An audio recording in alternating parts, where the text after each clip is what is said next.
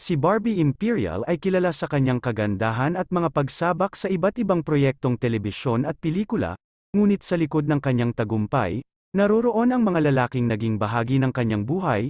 Sa kanyang kwento, masilayan natin ang mga nagbigay kulay at naging parte ng kanyang personal na mundo. Tuklasin natin kung ano ba ang kayang relasyon sa mga ito.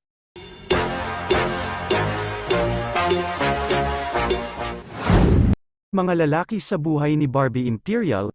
Ryle Santiago. Ayon kay Ryle Santiago, walang ghosting na nangyari sa kanilang hiwalayan ni Barbie Imperial.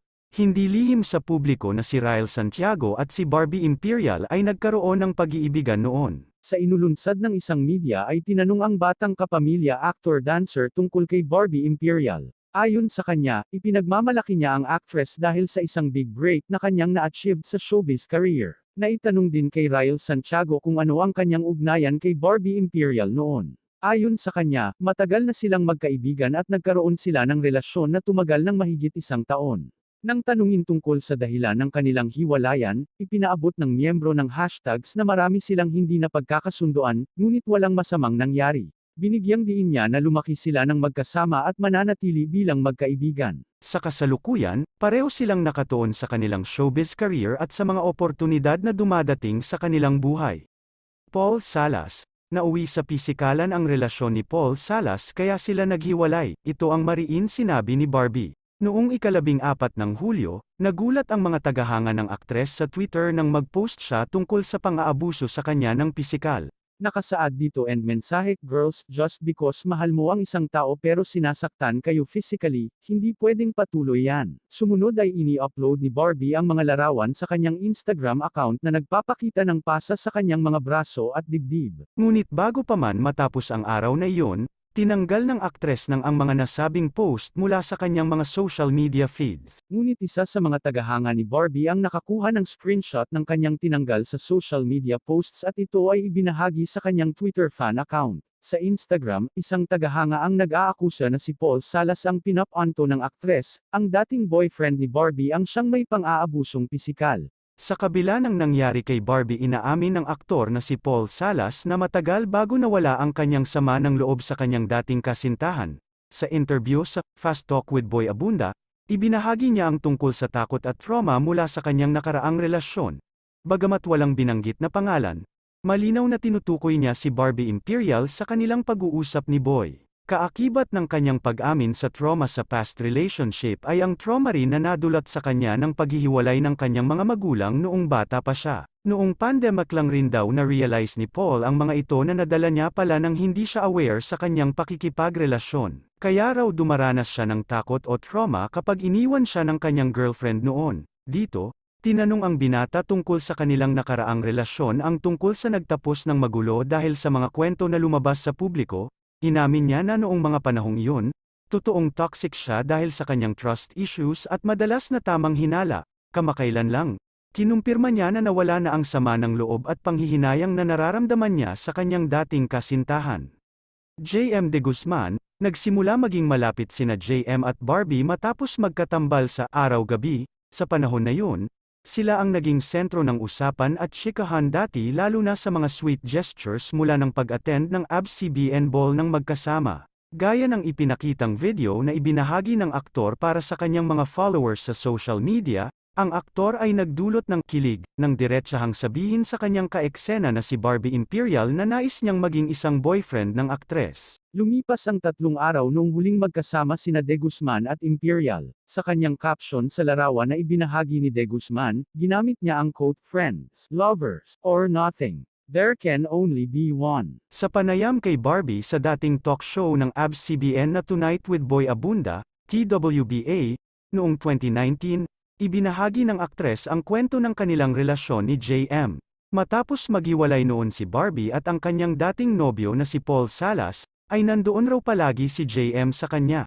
Naging malapit sila sa isa't isa, ngunit ang kanilang pagkakaibigan ay naging maiksi. Ayon kay Barbie, sa una ay naging parang okay ang lahat pero parang hindi din pala, sinubukan nilang ayusin pareho ang sarili. Ilang linggo matapos ang hindi pagkakaintindihan ay nagdulot ito ng hidwaan sa pagitan ng dalawa, kung saan kinumpirma ni Imperial na hindi na sila nag-uusap ng kanyang araw-gabi, leading man. Sa kabilang banda, sa isang interview noon sa Tonight with Boy Abunda, ibinahagi ni De Guzman ang ilang detalye kung bakit hindi umubra ang kanilang relasyon kay Imperial, kahit hindi tuwirang tinutukoy ang hidwaan nila.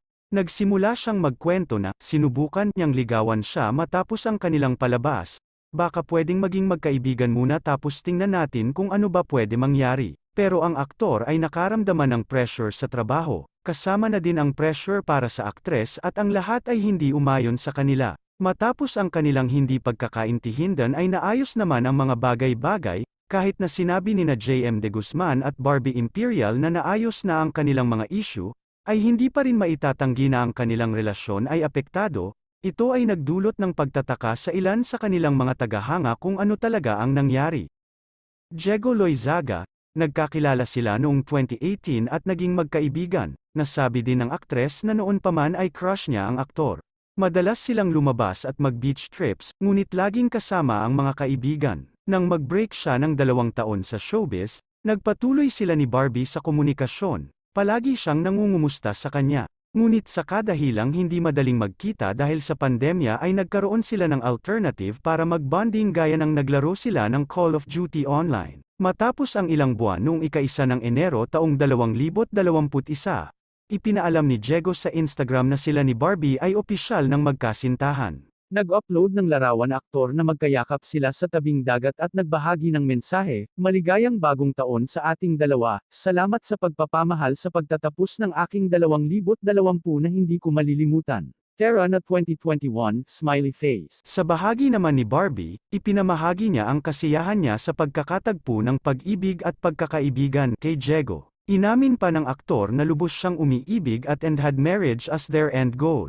Noong Nobyembre taong 2021, ang isang ma-rights na si Sian Gaza ay nag-post ng isang blind item na nagsasabing may lalaki at babae na nagtagpo sa isang hotel, at nahuli sila ng girlfriend ng lalaki. Iniisip ng ilang netizens na si Barbie ay maaaring isa sa mga babae dahil pagkatapos nito, ilang beses na nag-post si Sian sa kanyang social media account ng "Magandang gabi po sa lahat" maliban kay Barbie Imperial. Matapos ang ilang banat ni Sian Gaza, ipinost ni Diego sa Instagram ang isang larawan kasama si Barbie at may kalakip na mensahe, "Huwag magpahalata sa lahat ng ingay, ingay lang yan." Matapos hamupa ang mga issue sa kanilang paligid, ipinagdiwang ng magkasintahan ang kanilang unang anibersaryo, kung saan si Diego ay nagbigay ng isang espesyal na sorpresa para kay Barbie. Si Barbie ay nag-post din sa Instagram noong ika-11 ng Desyembre upang batiin at ipakita ang pasasalamat kay Diego, na sinabi, "Pinaramdam mo sa akin at pinaalala na sapat ako."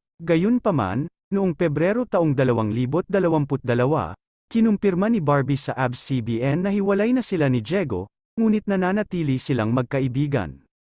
Tony Labrusca. Si Tony ay isa mga bagong aktor, modelo, at mga awit na nakabase sa Pilipinas. Bago ang buwan ng November, nag-post si Barbie Imperial sa social media ng larawan kasama ang sinasabing kanyang rumored boyfriend.